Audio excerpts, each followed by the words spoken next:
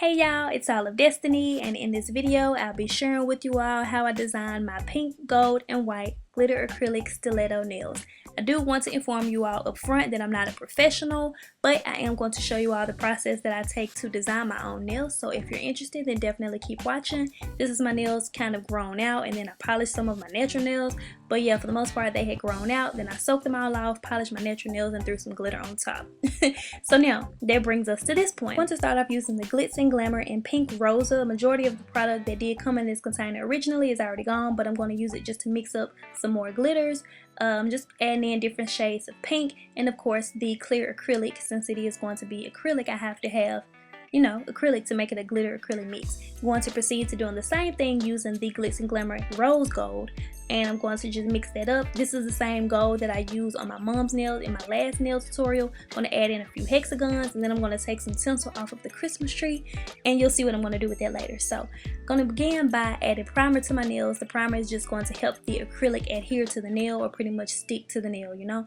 So then I'm going to use nail forms. I like to sculpt my nails. When I was starting off about 7 or 8 years ago, I found it hard to really size up the tips to my fingers. So once I saw a sculpting video, I learned how to do that, and I probably would never do tips again. So anyways, this first finger that I'm going to show you all, it's going to be pink all over, and then I'm just going to kind of feed in some of the hexagons. I didn't add them. Did I add those to the mix? I don't remember, but I'm kind of putting a few hexagons in place where I would like for them to be. You can do that if you don't want to put the hexagons in your mix, and I'm making sure that I'm not touching the cuticle because your nails will lift and then it'll just be a disaster.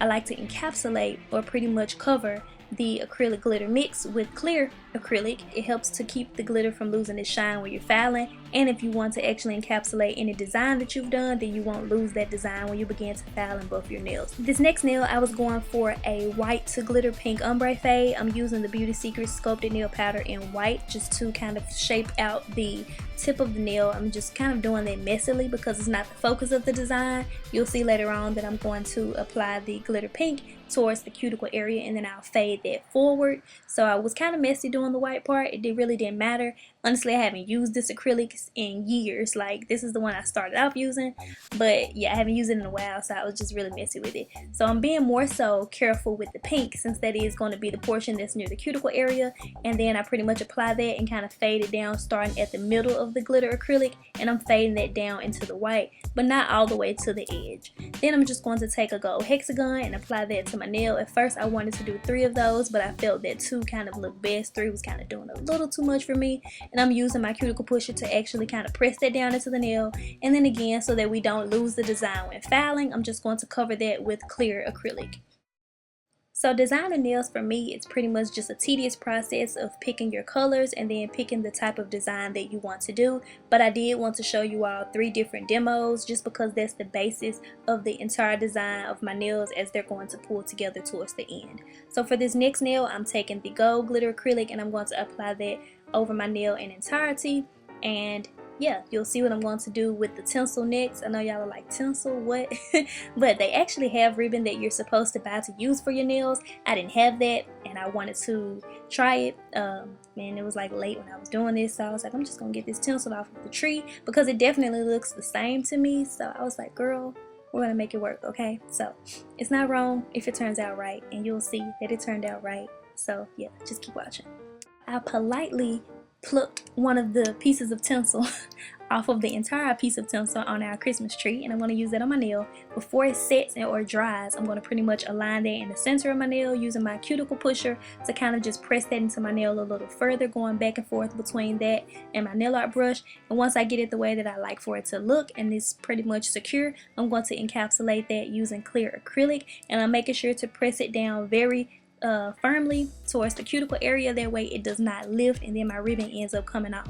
And I'm going to pretty much cut it off towards the end, that way I don't cover and then have too much on the end. And girl, we ran out of acrylic liquid, so a few days later I had to go ahead and finish my thumb and my pinky. I know y'all like, a few days later, what? But yeah, after I put all this stuff away for a few days, I didn't feel like finishing my thumb and my pinky. So yeah, after I went ahead and finished those, I'm going to just buff and file my nails, and that's like the boring part for me, but it's the most important because it's, you know, it's the shape. You know, it corrects all your mistakes that you might have made, girl. And I like to do that over some kind of napkin because you can just trash it. Next up, it's time for my second favorite part, the nail art. And if you don't want to do nail art, then apply a base and top coat and then you'll be done.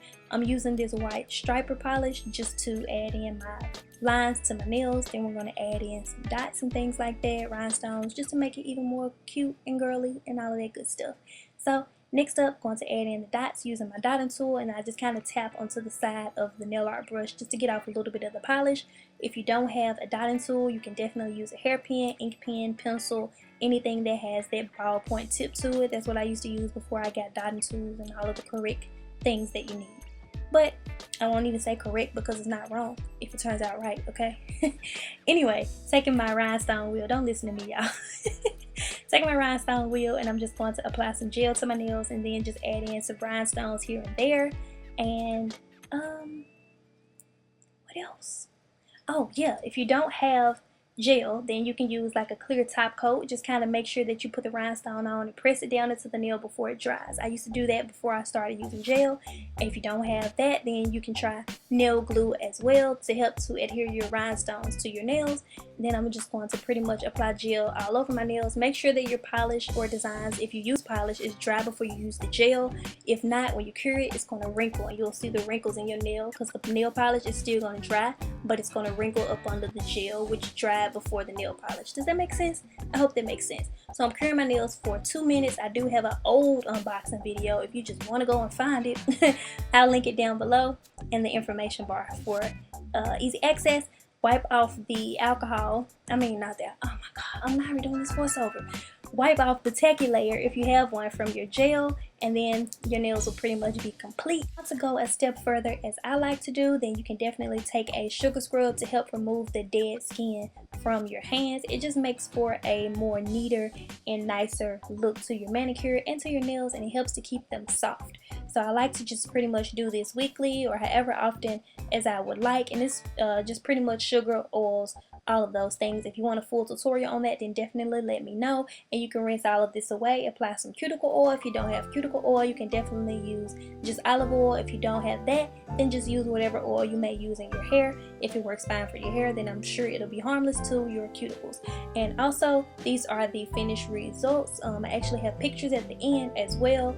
And as far as the design, like I said, I did show you all a demo of 3 fingers. It's just a matter of taking the different colors and kind of just freestyling them. Honestly, is what I do. I can pick out my colors, but when it comes to the designing the nails, I never really have the design in mind. As you all are watching me create it, that's when I'm kind of coming up with it at the same time. So yeah, questions or comments, be sure to leave all of that down below. Get connected with me on Instagram and Twitter for when I'm not here on YouTube. Subscribe for more nail tutorials, and be sure to check out my last nail tutorial if you missed it. I will leave the link here on the screen and also in the information bar down below. And I thank you all so much for watching.